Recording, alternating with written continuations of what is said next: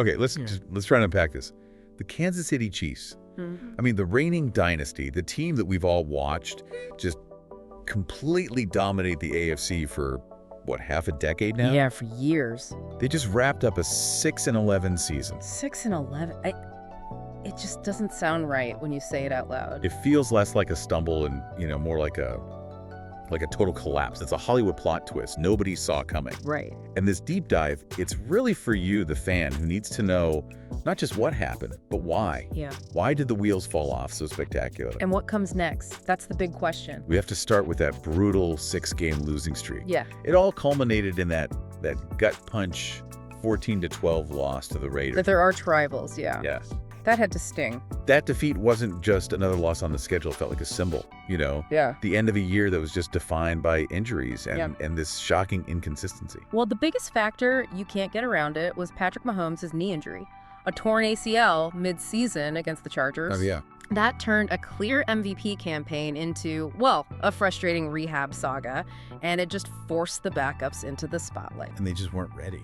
What's really fascinating here is just how quickly everything evaporated once Mahomes was on the sideline. It exposed everything. It did. It showed how dependent that whole offensive structure was on his talent. I mean, you look at the numbers. The team's completion percentage, it plummeted from Mahomes' career average of 66.5% down to 61%. Wow. And their yards per attempt, a key metric for explosiveness, it dipped below 7 for the first time in years. This wasn't just bad luck. This was a structural collapse. Absolutely. But here's the twist. This horrible down year, it's delivered the Chiefs something they haven't seen in a very long time. The number 9 overall pick in the 2026 draft. Exactly. Their highest pick since way before Mahomes even arrived. This one pick changes everything. It forces a decision that could define their next decade. So the core question is really this. Are we watching the end of the Travis Kelce era?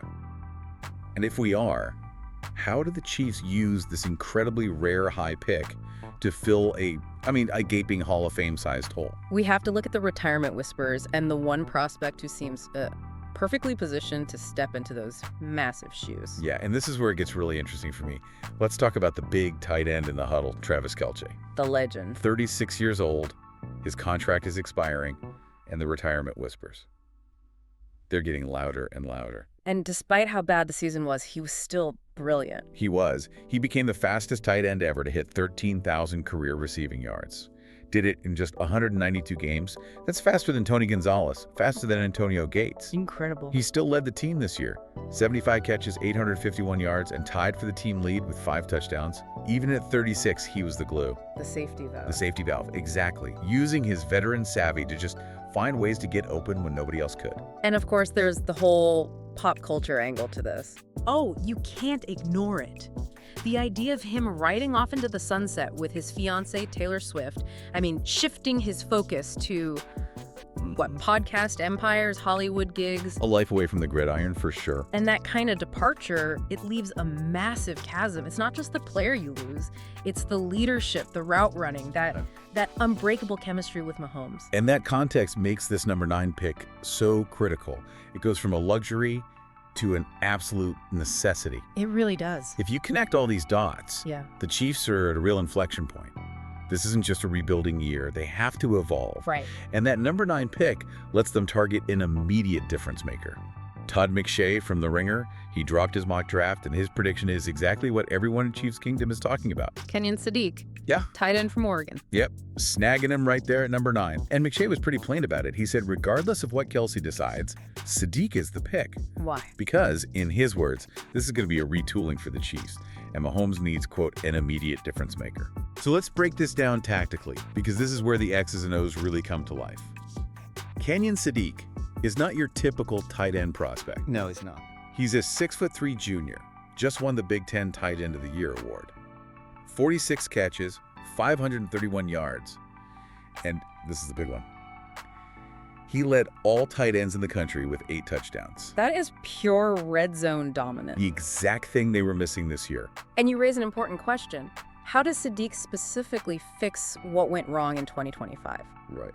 Well, think about how teams defended them. The Raiders, the Broncos. They just loaded the box to stop the run. They basically dared the Chiefs' backup quarterbacks to beat them over the top. And they couldn't? They couldn't. Sadiq brings that same dual threat that Kelce always provided.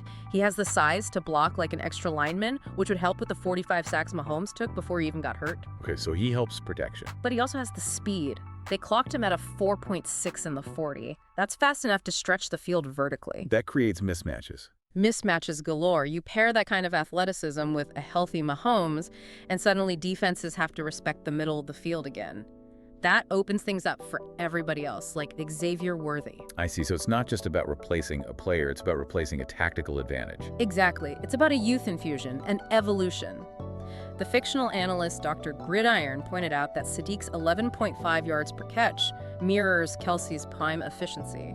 And even if Kelce comes back for one more year. The thinking is you still take Sadiq, you let him mentor under the greatest to ever do it for a season, you ensure that hybrid weapon concept stays right in the heart of your offense for the next decade. It's a perfect succession plan. To really get the gravity of this 6-11 season, you have to look back. The Chiefs' legacy it's storied. Founded as the Dallas Texans back in 1960 by Lamar Hunt. AFL Trailblazers. They won championships in 62, 66, 69, crushed the Vikings in Super Bowl IV, and now you have Arrowhead Stadium, the loudest venue in the league. That tomahawk drop, 142 decibels. It's like a jet engine. And they've had legends through the lean years, too, like Derek Thomas, the sack master. But the modern era is the Mahomes era. It started in 2017. He's a magician. He is. 3 Super Bowl rings, 2 MVPs, over 28,000 yards before this season. But 2025 proved that the AFC West is still a total bloodbath. The crown slipped after owning the division for a decade. 47-13 against the West in the last 10 years, yeah. And then the Broncos take the division. The rivalries, like with the Raiders, those games get 20 million viewers. The stakes are huge. And that final 14-12 loss just underlined the whole crisis. It did. The offense fell from a top 5 unit all the way down to 20th in the league. And you're right, it wasn't just offense. The defense had its issues, too. Chris Jones was still great, 10.5 sacks. An anchor. But the secondary was ranked 18th in pass defense. They give up way too many big plays. So Coach Andy Reid's perspective here is crucial. This is an evolution, not a total rebuild. That's the key word. It's about evolving. They have the pieces. The goal remains the same. Build around Pat with explosive talents. Talents like Sadiq. You know, I love trying to imagine the locker room perspective here. You can almost hear Mahomes saying, Travis is my brother on the field. If he retires, it'll hurt. But man, what a legacy. That Kenyan kid's got that fire, though. I'd love slinging it to him. Right? It's that mix of respecting the past but being excited for the future. Or think about the fans at the tailgate. Losing Kelce. It's like the Beatles breaking up. But drafting Sadiq. That's our next Lennon McCartney. It's a powerful narrative. It's not just football. It really isn't. So wrapping all this up, the implications here they're huge. With that number 9 pick, grabbing a guy like Sadiq could jumpstart an immediate retool. And put them right back in the playoff picture for 2026. Absolutely, especially with a healthy Mahomes. The prediction, if you follow this path, is pretty clear. The Chiefs bounce back. They go, say, 11-6. They win the West again over a rebuilding Raiders squad. Order is restored. Order is restored. And you can't totally ignore the pop culture boost either. Kelce's romance with Swift brought a 20% ratings bump to the NFL. It turned games into global events. Imagine Sadiq catching touchdowns with Swift's music blaring in the stadium. The crossover appeal is enormous. So what does this all mean for you, the learner, watching this unfold? The Chiefs are at a crossroads. It's defined by this massive success, followed by just one anomalous failure. And they have a choice, a huge one. They can bank everything on the slim chance Kelce stays, hope for one more run, and maybe use that pick to patch a different hole, or they commit now. They go for the youth infusion with Sadiq and secure the future of their offense for the next decade. It's a tough call. Short-term glory versus long-term stability. The heart of this team is Pat Mahomes, but the future demands some calculated boldness. So the question for you to really think about is this. In a dynasty that's been defined by Mahomes' magic, which choice is the true testament to sustained winning in today's NFL? Is it holding on to the legend for one last ride, or is it making the tough call to secure the next chapter? Something to mull over until next time.